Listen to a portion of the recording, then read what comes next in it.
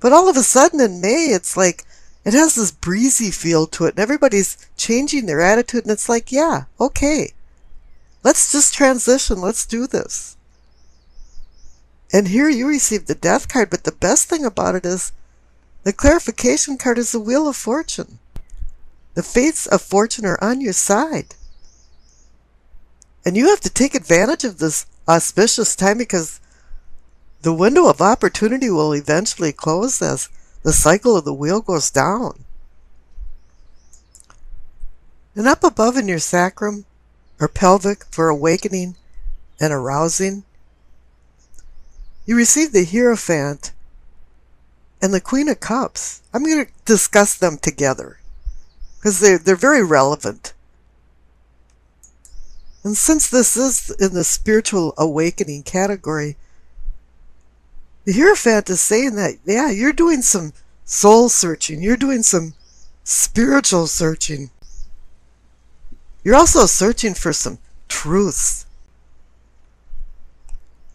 The word Hierophant is Latin for to show or make known. You want something exposed. You want to understand some cosmic concepts. You want to enhance some connection to the divine and bring it down to the earthly realm. That's why there's the presence of the Queen of Cups. She's earth. She's indicating earthly love. This brings in the idea of agape, which means love in Greek, but in modern days it's more like brotherly love. It doesn't have a sexual connotation to it. And here you've got a cosmic Hierophant connected to the earthly Queen of Cups for love and emotions. It's like you're seeking a higher self, somebody that's going to be doing things without desire. Or maybe said best, giving unselfish love. And this seems to be the quest of your spiritual self. And this seems to be the quest of your spiritual awakening. Now up above, in your solar plexus for sensing and feeling, you receive the Sun card twice. This is indicating that there's a new day dawning. It's offering clarity, understanding, and fulfillment. Suddenly things are coming into focus from the nourishing lifeline rays of the sun. It's like there's some kind of purification going on. You know, you've been walking in the obscure path of the moon, and all of a sudden the sun rises. The sun portends success, abundance, and joy. That your unconscious inner self is in balance with your conscious fore self. As usual, there's rocky roads ahead, but you're optimistic and emotionally prepared for what comes your way now. You've overcome your shadow self. And the illumination of the sun is a spiritual enlightenment. And that's what you are seeking down in the pelvic and sacrum area with the Hierophant. A spiritual enlightenment. A light that draws you towards it. You know, the word illumination in Latin actually means spiritual enlightenment. But to acquire the happiness of the sun, you need to have simplicity. It just boils down to honesty and sincerity. Unpretentiousness that brings an indescribable wholeness of being. All of a sudden now you're just feeling the joy of living and the delight of being alive. Now the center cards for the heart of the matter. Receive the Knight of Cups and the King of Cups. And there's a lot of water and emotion energy going on here because you've got the Queen of Cups next to the Hierophant. So you've got 3 out of 4 court cards from Cups. This reading has to do with your emotional well-being and it moving forward to more deeper bonds, more deeper emotional bonds. The Knight is offering the cup of opportunity. which is filled with emotions and love. And the King of Cups is the apex of emotional control. And he's also one that assists in ameliorating a broken heart or a hurt heart. And he's connected to the Ten of Swords from the past. He's there to say, yeah, it's okay. Let's just move on. We can love again. And down on the bottom right for the communicating and teaching, you receive Temperance. This is just a reminder from the King of Cups up there to temper and control your emotions. But Temperance is one of the major arcana cards that can breach the conscious to the unconscious side. And it appears now that they're meshing. And you're going into balance. And the clarification card is the Chariot. He's reminding you too of having discipline and self-control. He's working off temperance. They're both about tempering and moderating your behavior, your emotions. And this is reinforced above for the third eye for seeing and envisioning. You received another major arcana card, the Strength.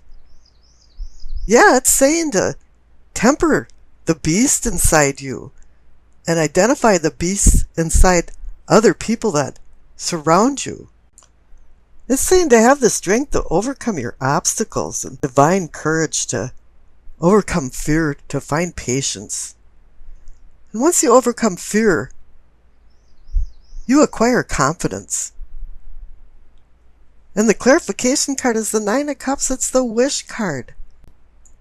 This card keeps showing up over and over again in these May readings. And I keep saying, curiosity killed the cat. And everybody forgets the second line. Satisfaction brought him back. And the Nine of Cups is about satisfaction and contentment in your life. Now up above, for the crown of knowing and understanding, you receive the Queen of Cups again.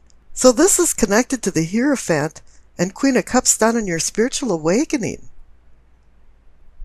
She's connecting again to the Hierophant for seeking the truth, finding love, knowing what agape is, knowing that you're searching for brotherly love as well as intense carnal love. But once again, there's a few storm clouds over the kingdom because the clarification card is the Three of Swords. The Heartbreak card, the one that checks you into Heartbreak Hotel. You've had some ups and downs. And usually this card indicates that there's been some kind of severed ties. Or something that happened that broke your heart. Sometimes they say it's a triangle of lovers. 3 involved. Maybe somebody's married and somebody's not. This could even be some wounds from some painful rejection. But whatever happened is now bumping you into a new reality. Because I pulled another clarification card for the Queen of Cups and the Three of Swords, and you received the Ace of Pentacles. Yeah, Pentacles means Capricorn. You're now given a new beginning. It's really up to you to accept this one pentacle with the promise of more. But you have to do the hard work for this to become a reality. Now, we've already discussed the past cards, so let's jump over to the future cards because the main future card, once again, is the Ace of Pentacles, just in case you missed the message. Up above with the Queen and the Three of Swords, there's the Ace of Pentacles again. Yes, the Ace of Pentacles is extending possible gifts of value and fates of fortune for wealth. But it's not only probably wealth, but it's health and your emotional well-being. It's giving you a real-time potential for success with money and in business matters, and maybe eclipsing some financial struggles that you've had in the past. Rome wasn't built in a day, but it's time for you to get started and roll up your sleeves and get to work on your new beginnings. Now the clarification card is the Ten of Wands. It's indicating that there's going to be a lot of work and responsibility starting anew. Because you're in this death transformation, and I know this Ten of Wands is connected to the Ten of Swords from the past, but I certainly would rather have the Ten of Wands than the Ten of Swords. You can eventually lighten your load, but right now you have to take advantage of these two Ace of Pentacles, because the Wheel of Fortune is going to close the window. And then he's connected to the Sun card for enlightenment, celestial, spiritual enlightenment. Now the Queen of Pentacles is bringing knowledge and understanding of practical matters. She's a pragmatist. She feels like planning and setting goals will organize her life for future security.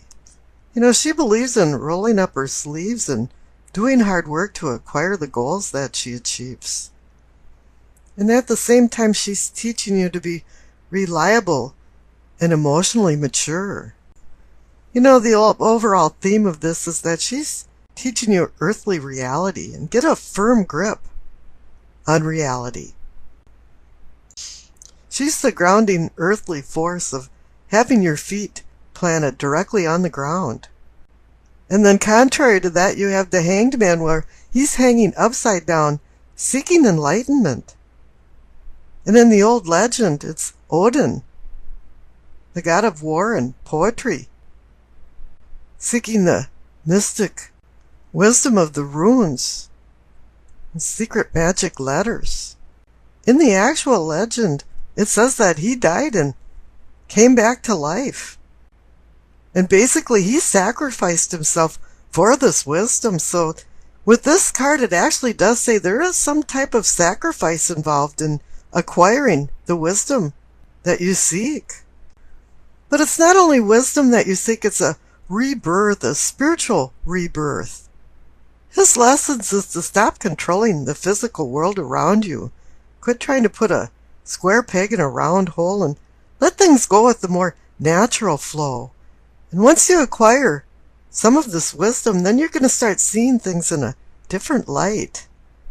And it is time to relinquish the old ideas and beliefs, because the new are avidly seeking their place. Whatever happens with this Hanged Man, you're required to go into a reflective, meditative state before you make any decisions, before you change your life.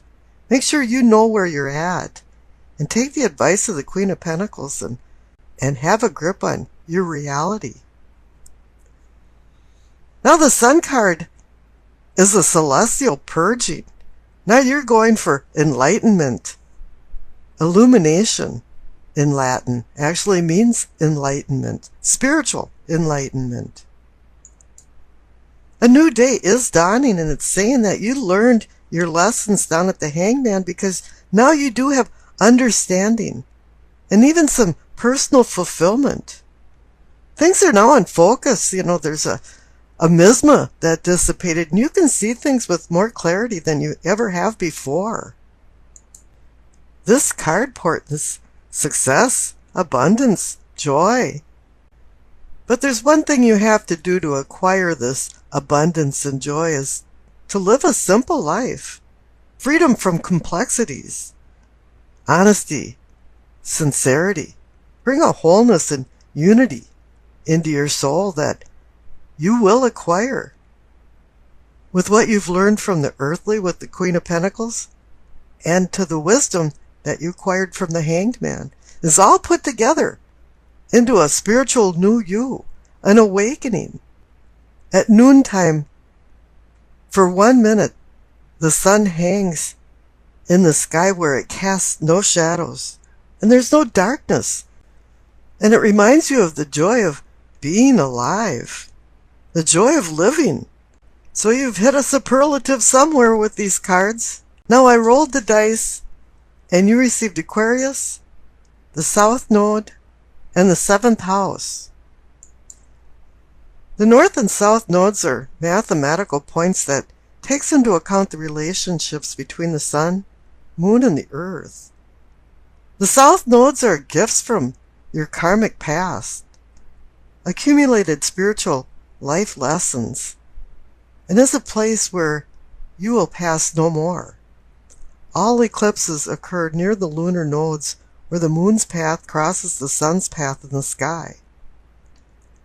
Now with Aquarius in the 7th house of partnerships, it's saying here that you want love from a distance, which means autonomy, but together. Now how does that work? With the Queen of Pentacles overseeing practical matters, this might sound like a great idea of having a relationship with no fuss and no muss. Yeah, I'll see ya, you know. And this might be good in theory, but it's going to be really bad in practice. Because this is an imperfect world. And this might even mean that you're taking a domineering road and pushing somebody away. Even though you love them, you just want your space. You know, you're spoiling the whole party. You know, because you've been feeling like there's been a yoke restricting you. And if you want a breath of fresh air and some freedom, you know, we can all do what we want. But you really do have to make some considerations for the other person in your life. And if you've been doing this, it's going to be throwing you into the Hanged Man reflective mode. You have to acquire some wisdom and some reality that the Queen of Pentacles is offering you. If you think that your significant other is just a friend, I think you're going to have a few problems here. You have to lighten up a little bit on some demands, and then the sun will shine on your relationship. But you have to keep everything real and keep reminding yourself that you have to be a team player. You know, you can convince yourself that head over heart always works, and you can hide your feelings under some stolid shroud of contempt, but that's not going to work this time. The South Node can be somewhat negative, and hopefully you've earned in the past and learned so that you can depend on this knowledge to go forward with the present and future. You know, whatever comes back to you from the past is unresolved issues that are going to rear their ugly head. And you have to be prepared for these challenges. You know, karma is going to repeat actions, and it's going to feel like a déjà vu, or the old joke, déjà vu again. You're going to have this persistent feeling that you've lived through this or seen this before. And it's a real haunting feeling. So hopefully this time around your performance won't be some type of showstopper. You know, and you can put some of these issues to bed if you can resolve them. And scary as it may sound, you might be experiencing real flashbacks. And if all this is true, the Queen of Pentacles is going to help you batten down the hatches and remind you not to lose touch with reality. And the Hanged Man is there to bring forth the wisdom that you've squirreled away for a rainy day. You know, when the storm does blow over, the fog will lift and the sun will begin to shine on your newfound knowledge. As much as you hate to admit it, you're still on planet Earth, and you have to commiserate with other people to keep your relationships going. And the Hanged Man wants you to reflect on this so you can reinvent yourself, so you can be rewarded with the sun and maybe have a glimmer of the purpose of your life.